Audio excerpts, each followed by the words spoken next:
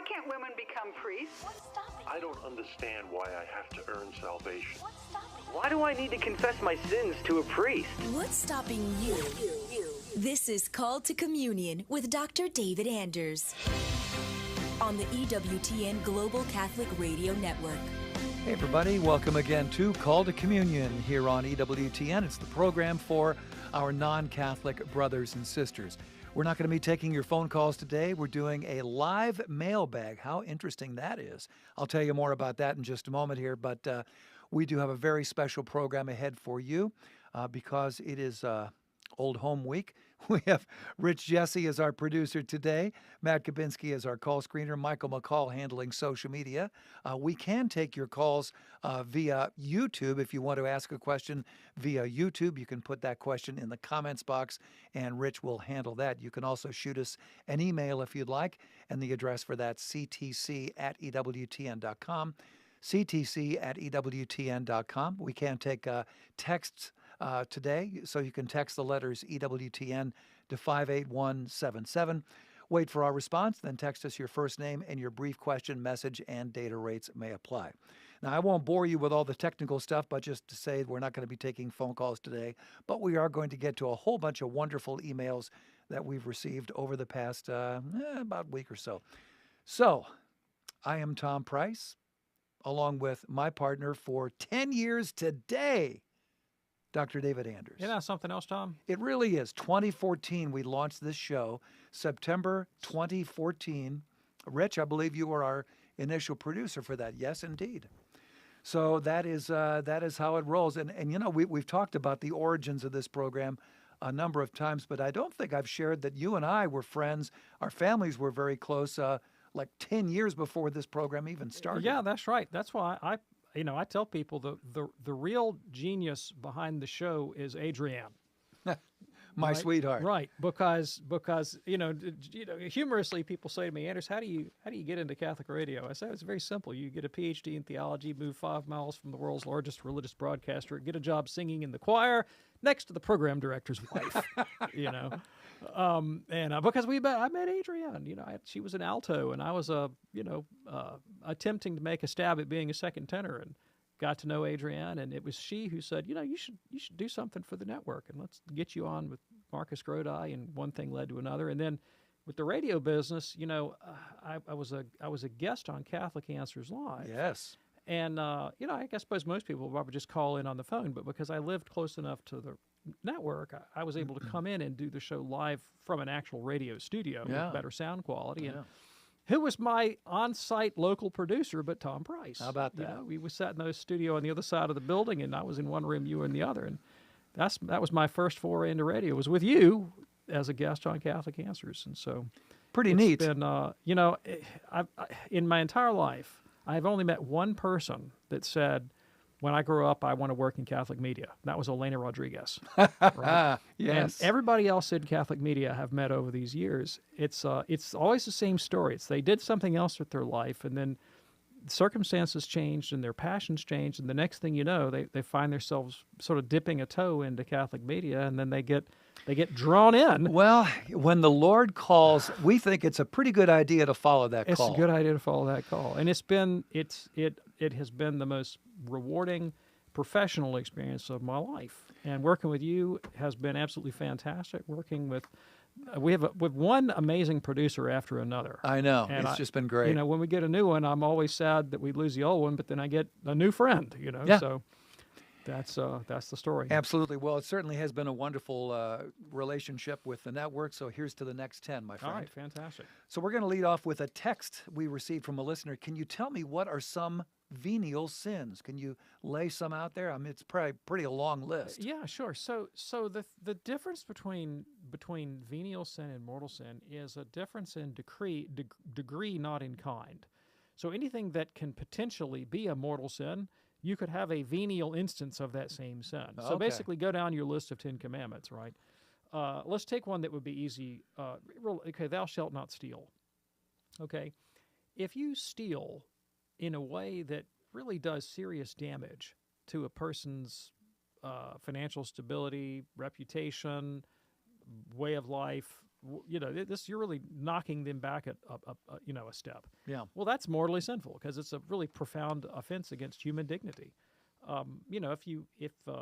If like 99% of the American workforce, you've lifted one ballpoint pen too many from the office supply store, right? That's clearly not the same thing, right? It's the magnitude is not at all the same. Sure. And I'm not saying, by the way, that walking off with a ballpoint pen is a venial sin, but I suppose it could be under the right circumstance. And that's the way to think about it. And the same thing with murder. Jesus says, "Hey, if you say to your brother, 'You fool,' you've violated that commandment." Well, there's more than one way to say "you fool," and obviously killing someone is a really, really grave offense. But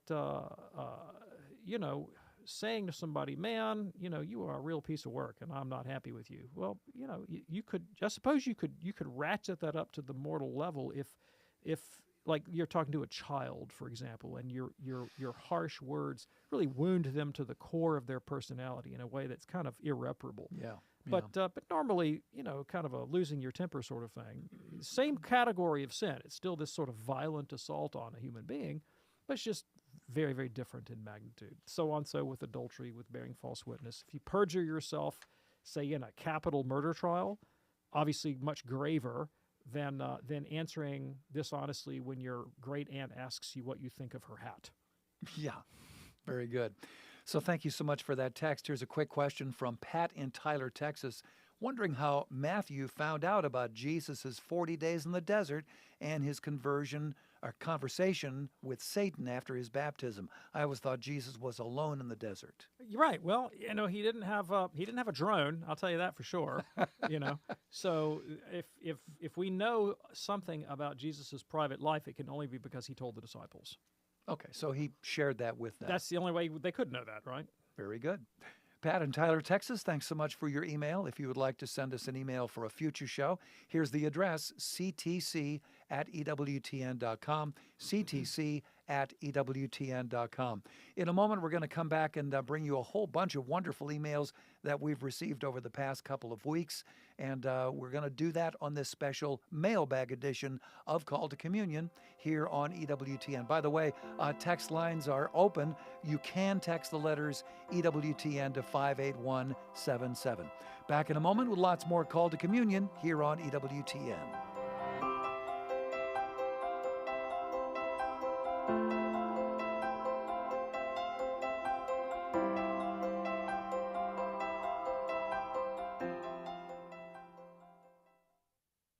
Prayer is the only truly creative power in the world. God is the only one who can create something out of nothing. And when we pray, we welcome God into our hearts. And once He's there, He's going to do something. He's going to change things. He's going to transform us. He's going to make something out of the nothing that is me. That's the power of prayer for me. It's the only power that's guaranteed to change my life. And the only way I know to make that happen is through prayer. Christ is the answer with Father John Riccardo. Here's the new challenge.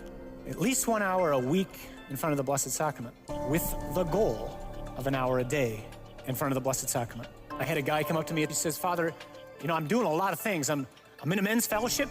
I pray with my wife every day. I go to Mass every Sunday and usually a couple times during the week. I read Scripture." He goes, "I want more." I said, "Do you pray in front of the Blessed Sacrament?" He said, "Outside of Mass, no." I said, "I think that's the more." See, all these saints, these are the ones who surround us. These are the ones who ran before us. These are the ones who fought well, who kept the faith. They would tell you, as would every single saint in heaven right now, you cannot run this race if you don't spend time with the Master. Whatever else we're doing, it's second, third, and fourth. First things need to be first. And the first thing is to be with the Master. And the Master is Jesus.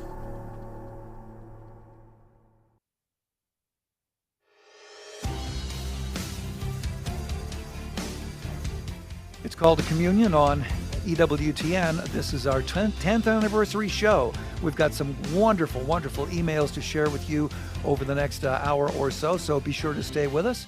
And like we say, if you'd like to send us an email for a future show, the address is ctc@ewtn.com. We can also take your text today. Text the letters EWTN to 58177. We'll lead off with the text in just a moment. Let me tell you about a great book. I'm really looking forward to reading this myself. Oasis, Conversion Stories of Hollywood Legends by Mary Claire Kendall. A great read, the new and improved edition of this book. She highlights stories of recovery and conversion in the lives of Hollywood legends whose work has provided such joy to countless souls, but whose real-life stories of struggle, often tragedy, reveal their deepest humanity. Some found solace in the Catholic faith with deathbed conversions, while others underwent a gradual process of conversion. Features are stories of the legendary Alfred Hitchcock, Gary Cooper, Bob Hope, John Wayne, Jane Wyman, Lana Turner, many, many more. It's a fascinating book, Oasis, Conversion Stories of Hollywood Legends. It's available now at EWTNRC.com. Buy Catholic, shop Catholic. EWTNRC.com. So here's a text from Brian that just came in the last couple of minutes. He says, a happy 10th anniversary. If a previous Catholic who becomes Protestant seeks to marry a Catholic in the Catholic Church, is the marriage valid?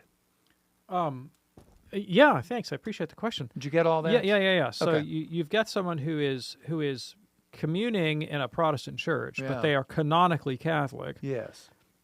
And they want to marry a Catholic in a Catholic church. Yeah, from the Catholic Church's point of view. All right, so you've got one practicing Catholic here, but two canonical Catholics. Okay. From the Catholic Church's point of view, once a Catholic, always a Catholic. Ah. So a Catholic who has joined a Protestant church, as far as canon law is concerned, is simply a Catholic who is not meeting their Sunday Mass obligation. Okay. Right? Catholics are obligated to go to Mass every Sunday and confession and communion at least once a year. So here you have, not a non-Catholic. Yeah. You have a Catholic who's not doing what he's supposed to do, Catholic. and the church loves it when Catholics who are not doing what they're supposed to do turn around and do what they're supposed to do. And so one of the things that a Catholic is supposed to do is, if they contract a marriage, is to do it in the church. So they're not going to object to a Catholic marrying in the Catholic Church, and that's how they would see the situation. Now, from the point of view of Catholic theology, not Catholic canon law, this individual who's not practicing the faith is not properly disposed to receive a sacrament worthily. All right, they're not properly disposed to receive the sacrament worthily. Now, can you receive a sacrament validly if you don't receive it worthily? Depends on the sacrament. All right? Okay. But in the case of marriage, you can be validly married in the Catholic Church. That's a legal question. You can be validly married, even if you don't receive the sacrament worthily. So what are the implications of that? If you receive the sacrament of matrimony validly but unworthily, then you don't actually appropriate the grace that is intrinsic to the nature of the sacrament. So all sacraments convey grace, and they do so, the Church uses a fancy word here, ex opere operato, which means just by the proper maintenance of the ritual, grace is objectively on offer in a valid sacrament. But my ability to actually take that grace and make it work in my life to bring me to holiness requires my cooperation. Sacraments are not magic. They don't automatically make you holy. They give you the strength to become holy should you choose to do so.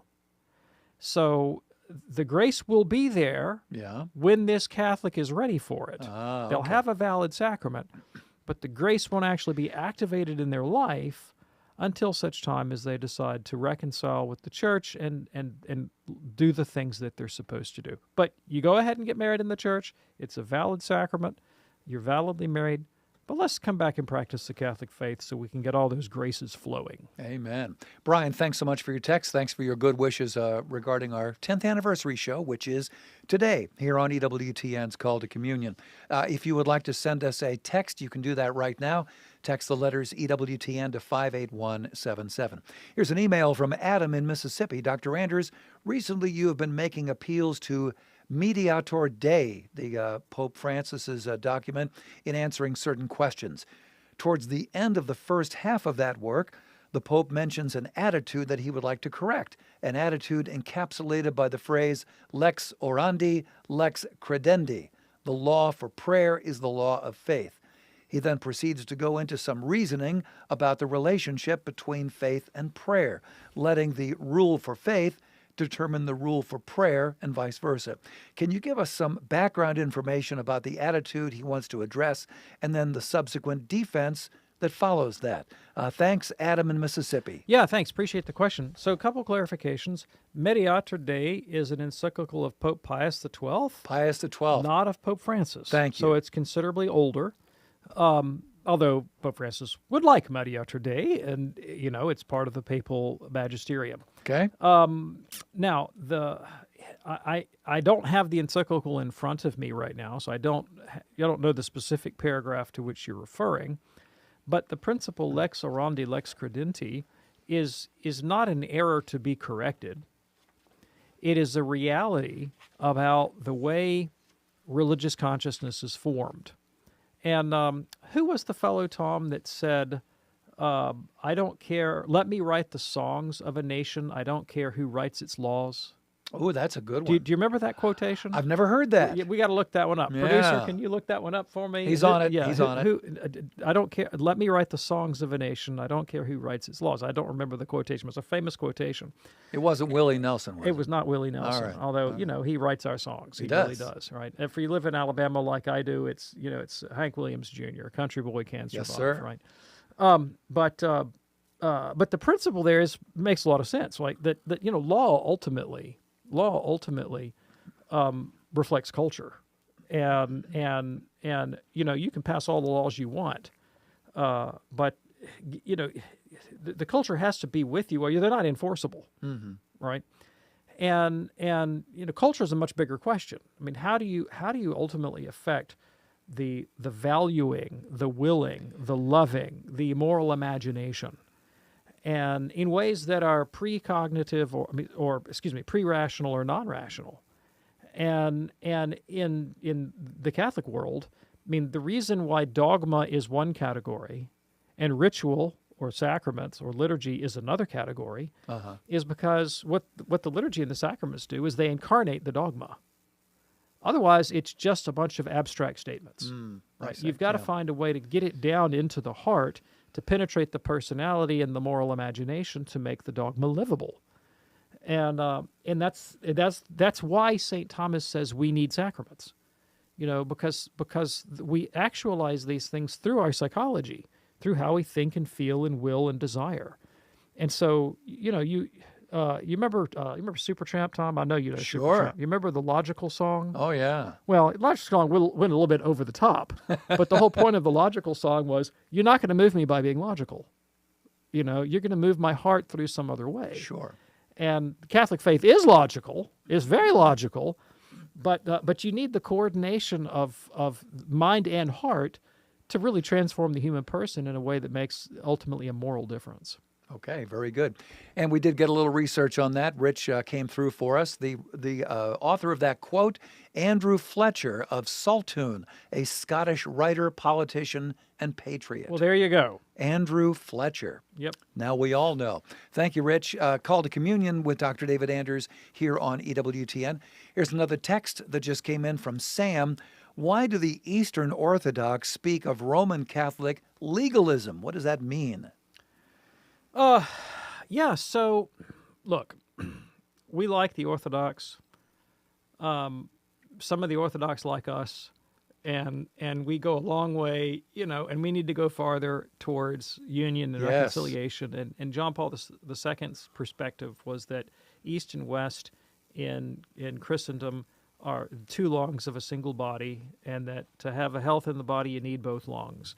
And so as Latin Catholics living in the West, our attitude towards Eastern Christians, whether they be Catholic or Orthodox, is that the Eastern patrimony has its own integrity, its own dignity, its own history, its own beauty that needs to be respected and preserved, and that patrimony needs to enrich the practice of Latin Rite Western Catholicism, even as the practice of Latin Rite Western Catholicism can enrich the East. All right. And we're brothers in the faith. That's the Catholic Church's attitude. Now, historically, have we as Latin Rite Catholics always lived that ethic? Well, no. Imagine that. Imagine that. And probably the most egregious example of not living that ethic was the Fourth Crusade, when Latin soldiers, Western Catholic soldiers, actually sacked the city of Constantinople and installed a Latin Rite patriarch. Right? I mean, talk about an insult. That is the opposite of saying your tradition has dignity and value and should be respected. It was a trampling all over the Eastern Rite patrimony. And from the point of view of the East, not only was the West not respecting the Eastern patrimony, but it was like, I don't know, it was it was like the townies getting run over by the rubes.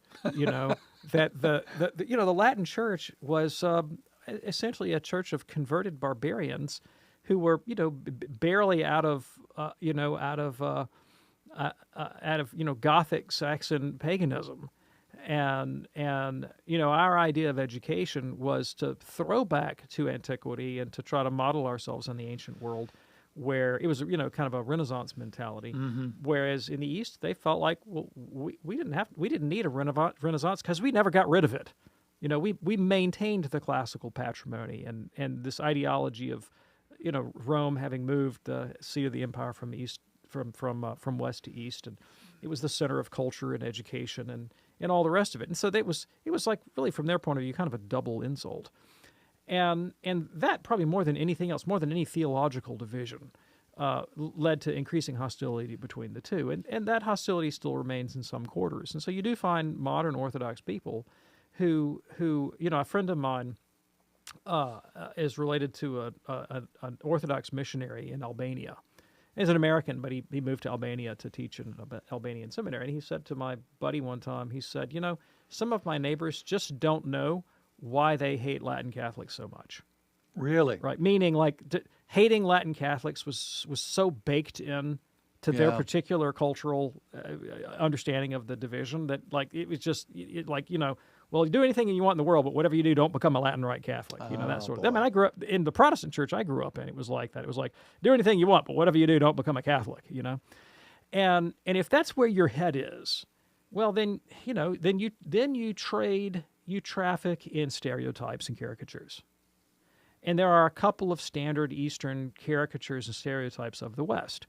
And one of them would be that we're logic-chopping rationalists. That's one caricature. The other one is that we're a bunch of legalists. And by contrast, the person who makes that statement likes to portray the East as a kind of mystical, spiritual tradition that's more about the heart than the head, and is more in touch with the kind of the mystical significance of the dogmas, and doesn't reduce them to a kind of scholastic logic that kills the soul as they would understand it.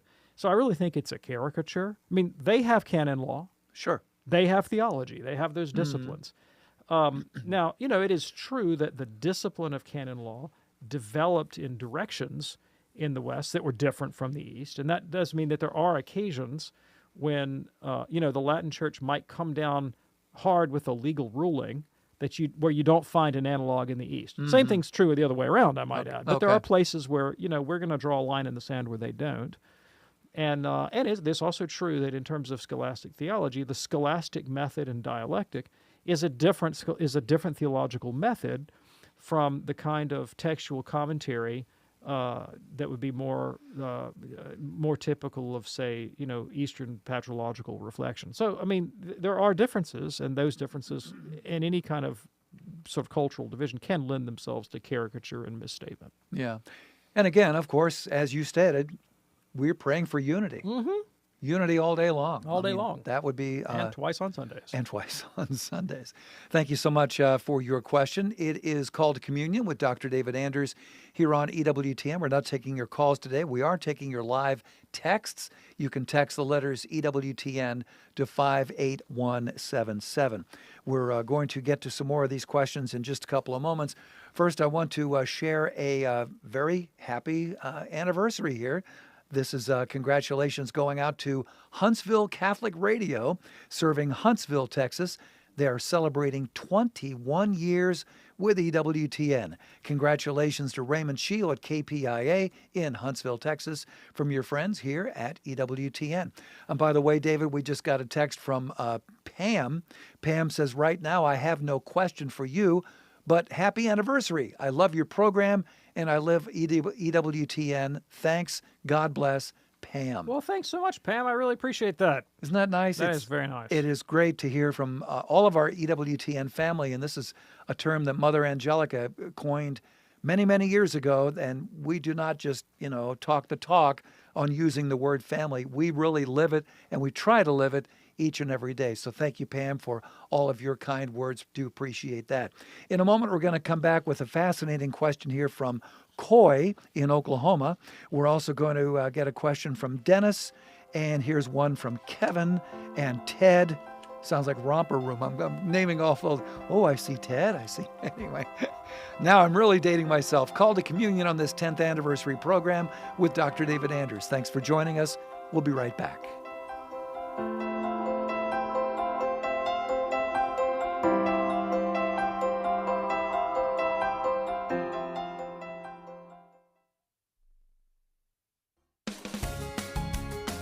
This is a Messy Family Minute with Mike and Alicia Hernan. We talk a lot in our program about the messiness of life, but we thought we should take a moment to explain why it's important. We live in a broken, fallen world, and we're constantly trying to repair relationships and situations that have become, messy. Why is it so important to recognize this? Because if we deny or ignore this reality, or try to control our situation and make it neat and perfect, we'll only end up frustrating ourselves and making the situation worse. Family life is never easy. St. John Paul recognized this when he wrote, "There is no family that does not know how selfishness, discord, and tension can wound the family. But every family is called by the God of peace to have the joyous and renewing experience of reconciliation and unity restored." Families need to embrace the mess, knowing that God is always calling us to reconciliation with Him and our families, and that He will give us the grace we need to get there. For more inspiration, visit us at messyfamilyminute.org. Mother Angelica had a simple goal when she began EWTN: to reach the world with a gospel message. EWTN is the most trusted source of authentically Catholic content on the air today, featuring Mother Angelica, Dr. Marcus Peter, and Father Wade Menezes. We've never wavered from our mandate to proclaim the truth and majesty of the Catholic faith. Thank you for joining EWTN in this mission. Journey deeper in your understanding of the Eucharistic mystery and the Eucharistic story of God's love for us. Download the free ebook, The 12 Stations of the Most Holy Eucharist, at EWTN.com/Catholicism. Matt Swaim here. Tomorrow on the Sunrise Morning Show, we'll celebrate the 17th anniversary of the program, which started on September 4th, 2007. Plus news, weather, sports, and more. Now back to Called to Communion.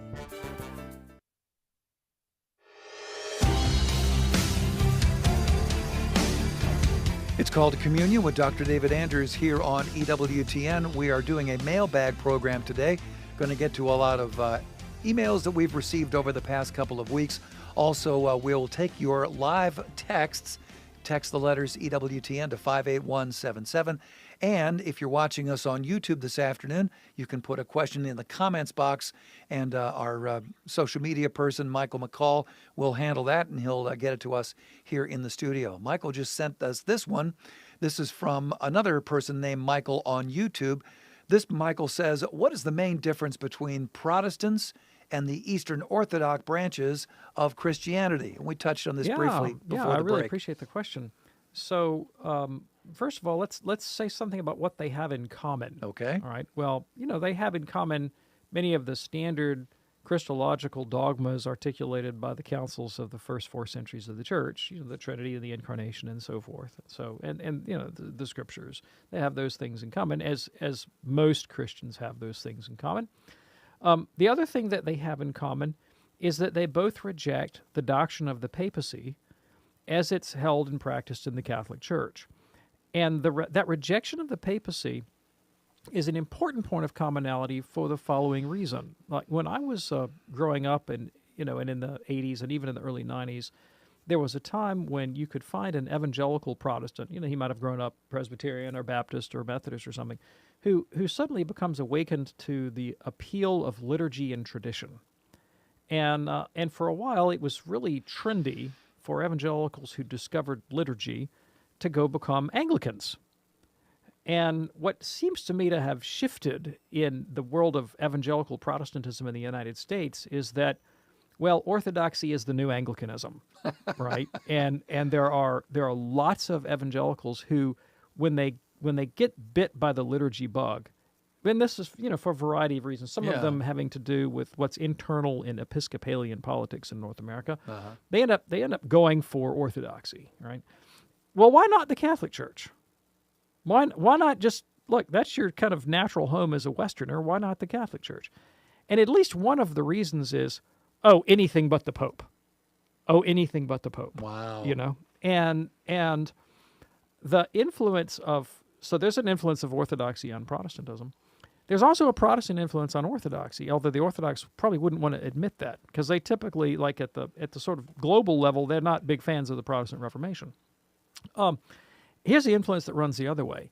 From the 16th century, Protestants have developed a polemic, an argument against the Roman Catholic Church by claiming that the Pope is the Antichrist and connecting the rise of the papacy to apocalyptic prophecy in the New Testament. And that was not something that was a big part of Orthodox polemics against Rome until after the Reformation. And in the last, say, 200 years especially, you find more of that kind of language among Orthodox critics of Catholicism as they have been influenced by Protestant polemics against Rome. Really? Yeah. Okay. So there is some, there is some interchange between those two traditions, but typically centered on the question of opposition to Rome, right? Okay. Now, but in terms of the differences, and this is, if you ask an Orthodox person what they think about Protestantism, typically they're going to reject many aspects of it.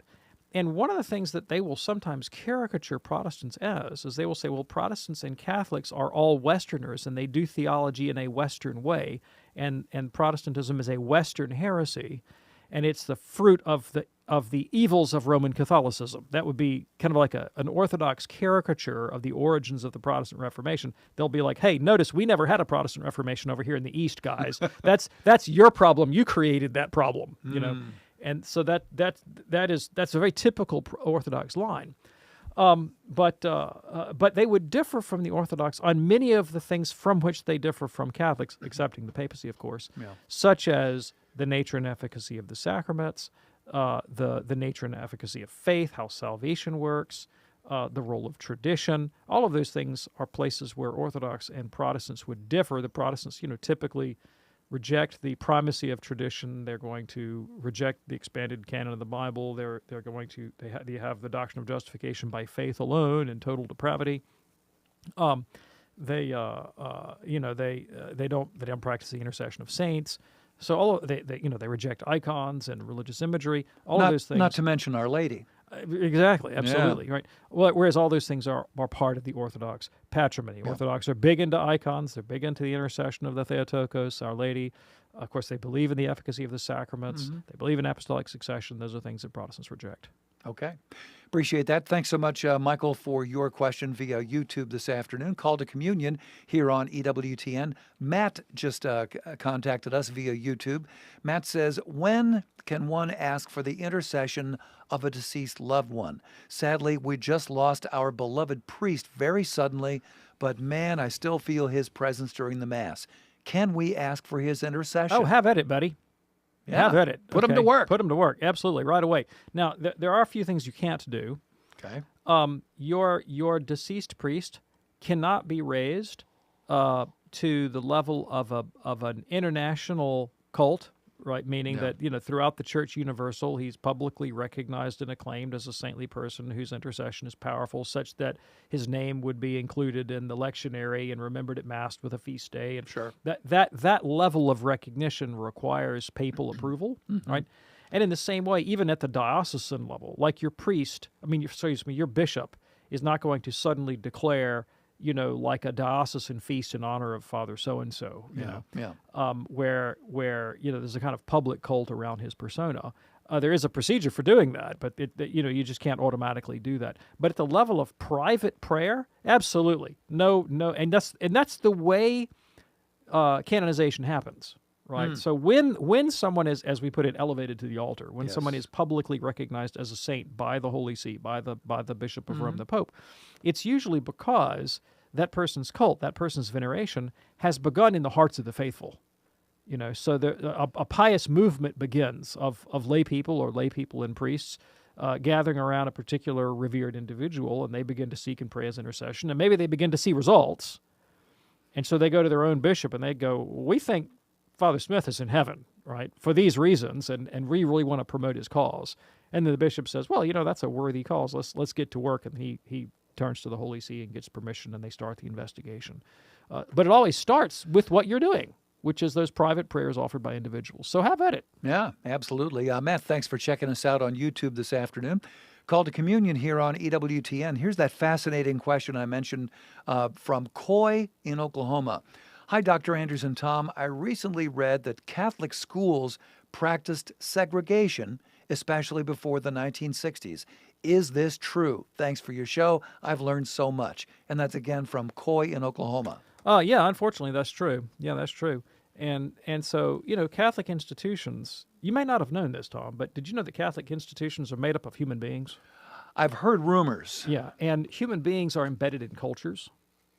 Yeah. And cultures can have huge blind spots and deficits to the natural law and to human dignity and justice that they can perhaps even seek to justify through spurious argument, right, to satisfy the status quo and to maintain the power structure and all the rest of it. So Catholics are human beings who are subject to prejudices and evils, and it is the job of the Church to correct that.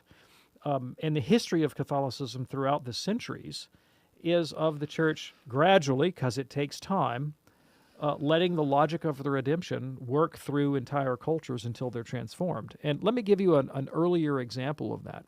So when Christianity spread in the West to the Celtic and the Saxon and the Frankish peoples, pagan populations, there were a lot of superstitions that those pagans practiced. Two, in particular, that I will mention, are the trial by ordeal.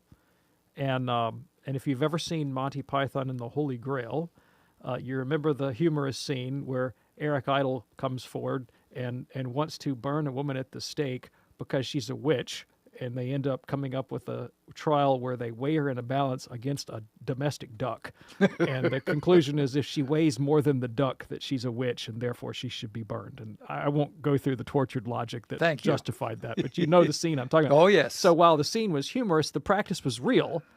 And they didn't typically put people in balances or weights and measures and weigh them against ducks, but they would do things like throw them in water to see if they sank.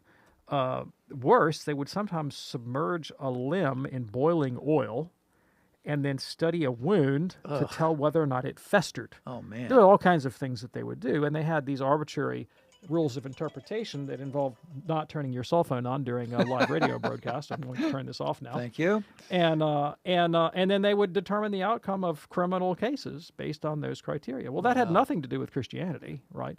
And that was a holdover from paganism.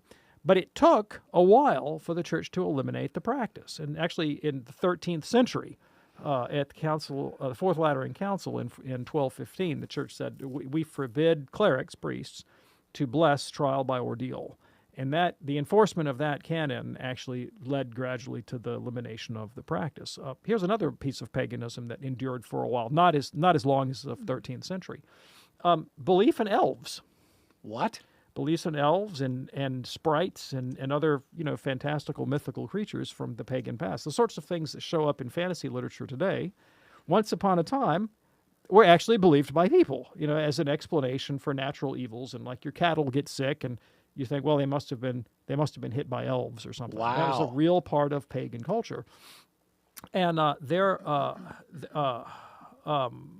is a historian, I think her name is Karen Jolie or Jolette, something of that nature, who wrote a fascinating study a number of years ago on petitions to the church for the exorcism of elves. And so pagan people who believed in elves would go to their local priest and be like, "Can you come kick the elves out of my field?" Wow. You know, and it took a while to to work that out of the culture. And I mean, I could come up with so many more historical examples, but sometimes it takes centuries to work through this stuff. When the explorers discovered the New World and the native populations of North America, it raised theological questions about the status of these people ontologically. Are they members of the same human race that we are members of? Are they entitled to the same kind of protections under the law that the rest of us are entitled to? And Catholics, Europeans in the early modern period, did not yet have a doctrine of human rights. They had a doctrine of natural law, but they didn't have a doctrine of human rights per se. And it was actually in wrestling with the question what to do with European interaction with indigenous peoples that Catholic theologians evolved a doctrine of human rights out of the medieval doctrine of natural law. But it's one thing to evolve a doctrine, it's another thing for that doctrine to penetrate popular consciousness. And so Francisco de Vitoria, who was a theologian who was instrumental in the development of the theory of human rights, laid out the theory, and the rest of the world said, "Yawn." We're going to go do what we want to do. And so slavery followed and other kinds of human rights abuses. Yeah. But the work had been done intellectually, and eventually, the logic of the position worked through. And so when it came time, say, for the UN to produce a universal declaration of human rights, who did they turn to write the statement but Jacques Maritain, a Catholic philosopher, right? That's just how these things roll. So, yes, did Catholic institutions engage in intrinsically immoral behavior? Yes, they certainly did. Do they now? Not that behavior. Not that one. In fact, if I'm not mistaken, I think it was a Catholic school in Birmingham, Alabama, that was the first school to desegregate. Really? I think so. I think I've been told, and I could be wrong about this, but I believe it was St. Rose Academy in Birmingham. How about was that? The first school to desegregate. Beautiful. All right. Well, thank you so much for your question. Do appreciate that. Call to Communion here on EWTN. Here's a question that we just received from Susan watching us on YouTube. I received the last sacrament while in a coma on the edge of dying. My sins were forgiven. Since I have miraculously survived, do my previous sins need to be confessed? Yeah, that's a great question. I'm not sure, and I don't know the answer to this question, to be honest right here. I'm not sure that that specific situation is addressed in canon law. But I will tell you this, that the Code of Canon Law says that we are required to confess our known mortal sins at least once a year in kind and number, right? And if you are conscious of mortal sin that was previously unconfessed, even if the sin has been absolved through the sacrament of anointing, I would say the safe bet is to bring it up the next time you go to confession. Because why would you want to have unconfessed mortal sin on your soul? Why take a chance? Why take a chance, right? And so, I mean, we're going to have confidence that God forgives your sins. But the sacrament of confession is there for a reason, and there is a benefit to receiving it. So why not bring it up the next time you go to confession anyway? Like, what's the obstacle to doing? Yeah, Susan, thanks for watching us on YouTube this afternoon. Call to Communion here on EWTN. Don't forget to check out EWTN Live with Father Mitch. That'll be tomorrow night at 8 p.m. Eastern on EWTN Radio and Television. Always a great program. Thomas is watching us and just sent us a text. Thomas says, is it possible that there are distant blood relatives of both Jesus and Mary? Oh, intensely possible. Absolutely. Because, of course, they had blood relatives in their own day. Sure. And Jesus had blood relatives through the Blessed Virgin Mary's family. And, I have no idea how many siblings and cousins and second cousins and third cousins twice removed she may have had, and how many uncles and aunts and all the rest of it. And so, yeah, there's going to be genetic commonality. And I'm not a geneticist, but I mean, it's some level of remove. Every human being on the planet is related. Yep. Right. Yeah. So it's just a matter of how distant. So yeah, I mean, how far out do you want to go in the genetic tree? But yeah, of course. Okay. Appreciate that. Thomas, thanks for your text, and thanks for listening to EWTN Radio.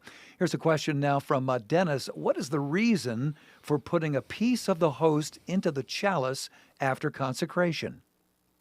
Yeah, that's an ancient tradition. And so is the tradition of mixing a little bit of water into the chalice. That's very, very old. Man, that goes back to apostolic times. Really? And the thing about traditions like that is that we do them because they've always been done.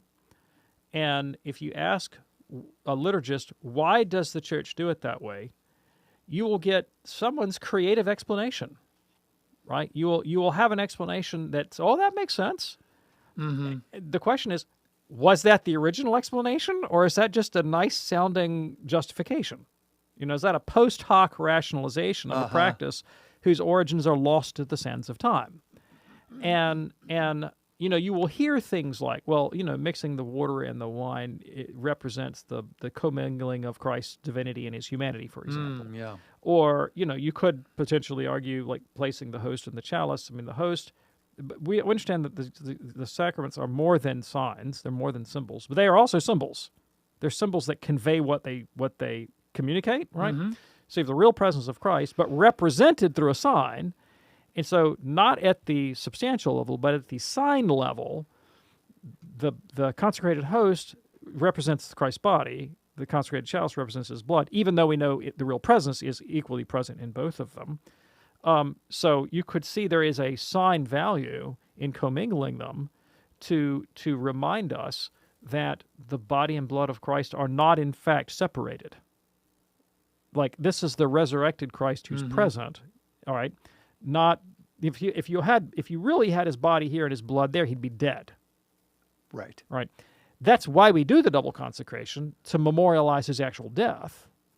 But we can also remind ourselves that he's dead no more. We say that the Eucharist is the memorial of his death and his resurrection, which is the reuniting of body and blood. Yes, indeed. But you could probably spin out some other creative explanations too, and they'd be as good as the next guy, since, like I said, some of these things are lost in the sands of time. Reminds me of Fiddler on the Roof. Tradition. Mm-hmm. You remember that? Oh yeah.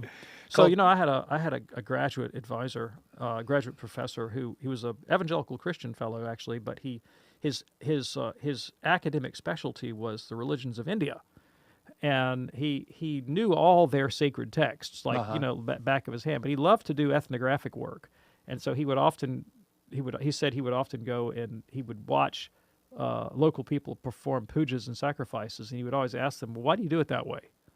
And he knew what the texts said, but he wanted to hear what they would say. And their answer would always be, "Oh, this is our tradition, so to do," which is another way of saying, well, this is what the last guy did, And Christians do that too, of course. Sure. My dad was growing up a Baptist in Tuscaloosa, Alabama, and he used to tell me that one thing that irked him was that they would take attendance in Sunday school every week, and then they would read the attendance numbers from the pulpit as if that was like the most important news that you could possibly hear.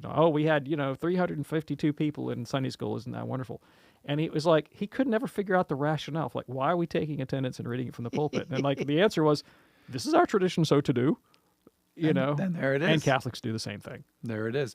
Call to Communion here on EWTN.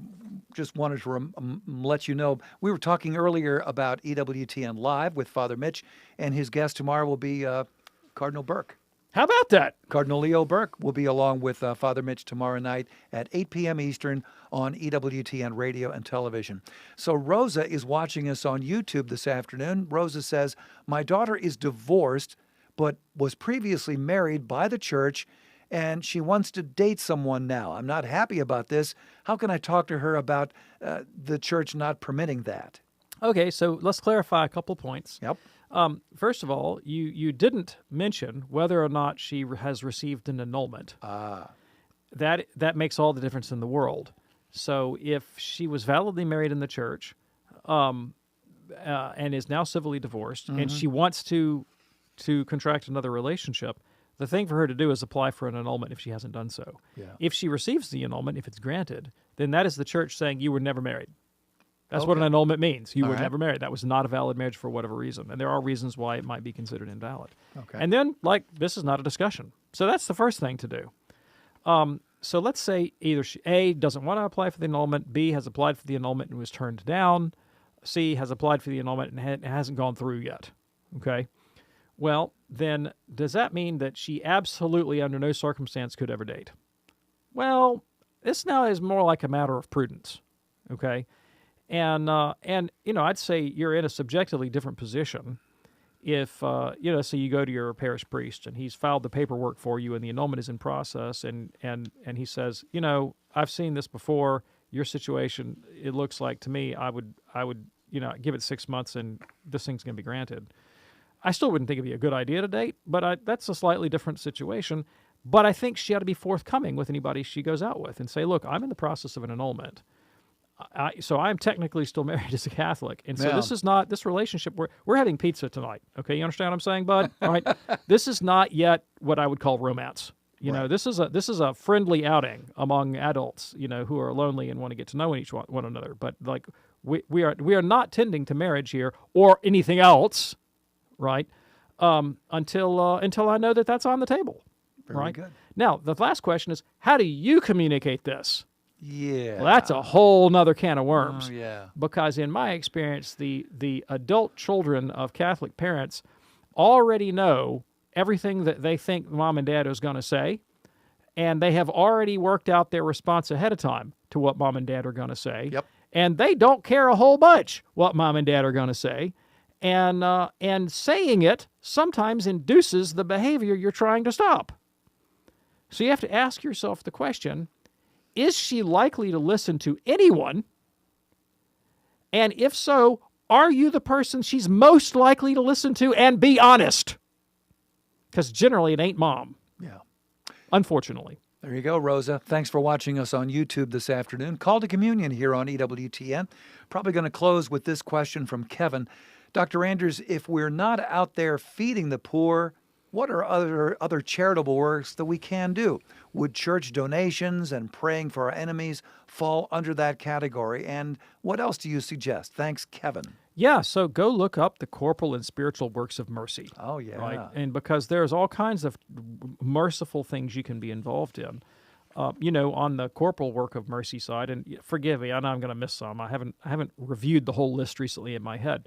But you can, of course, give food to the hungry, drink to the thirsty, clothing to the naked, shelter to the homeless. You can visit the sick and the imprisoned.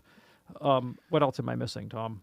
Well, you could certainly get involved with the corporal work of mercy. I'm trying to go down the list. Oh, Have I missed any corporal works? I don't think so. Well, that's a pretty good list of corporal works. Okay. It is. And of course, you can do that directly. Yeah. But you can also do it through agencies.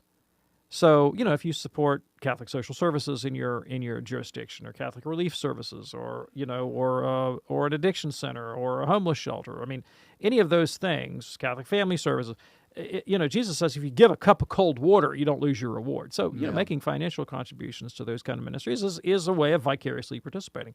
On the spiritual work of mercy side, you can instruct the ignorant, you can comfort the afflicted, you can pray, you can counsel. You can pray for the living and the dead. You can have masses said. Anything you do in the spiritual domain to the benefit of another person is a spiritual work of mercy. And so, some people are constrained, either financially or physically or psychologically, in what they can do, but everyone can do something. Everybody can do something. Absolutely.